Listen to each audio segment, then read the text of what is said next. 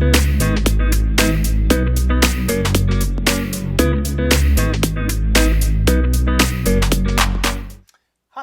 I'm Tom Claymeyer, and we're back at the table with NEA-Alaska.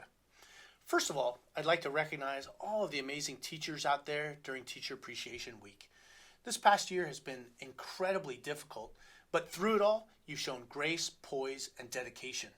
Thank you so much for everything you do. Today, we're going to talk briefly about education funding, specifically a standalone education funding bill that's on the move in the Alaska legislature. You may have seen in the news that HB 169 recently passed out of the Alaska House of Representatives with bipartisan support. HB 169 is designed to split education funding from the rest of the state operating budget so it can be passed earlier, ensuring that students, school districts, educators, and communities will know what to expect for next school year. In addition, HB 169 also forward funds education for the 2022-2023 school year, providing an additional layer of stability for our public school system moving forward.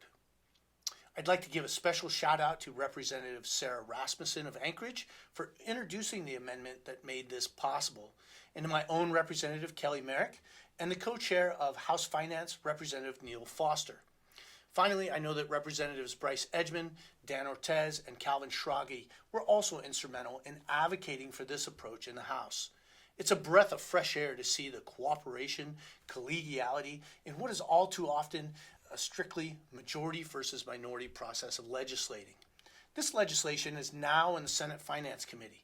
The faster this bill moves through the Senate, the faster it will land on Governor Dunleavy's desk for a signature. Unfortunately, this is anything but guaranteed. That's why we need to encourage the Senate to pass this important bill. To do this, we've made it easier than ever for you to contact your senator. All you need to do is visit the link right here, enter your address, and start writing.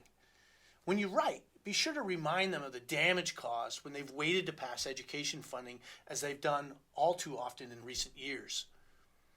In the past, hundreds of educators have been issued layoff notices that would have resulted in unnecessary stress, uncertainty about the year ahead, and have even caused delays in important life decisions. Secondly, school districts are forced to make massive cuts to programs and course offerings, leaving students with fewer learning options and increasing class sizes.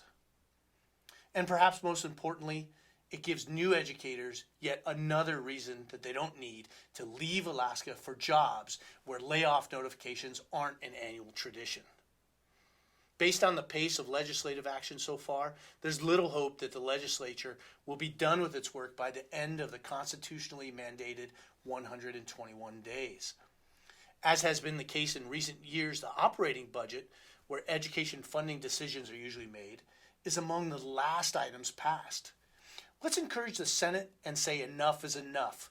Let's pass HB 169 and restore some stability and predictability in how we fund public education in Alaska. This is a bipartisan bill, it's a common sense bill, and it's a bill that will alleviate some of the unnecessary suffering after what's already been a very difficult year. If our legislators want to truly demonstrate their appreciation to teachers and our public schools this week, they can pass HB 169 and provide stable and reliable funding for our schools, students, and communities.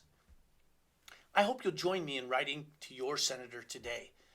As always, thanks for watching, and we'll see you next time right here at the table.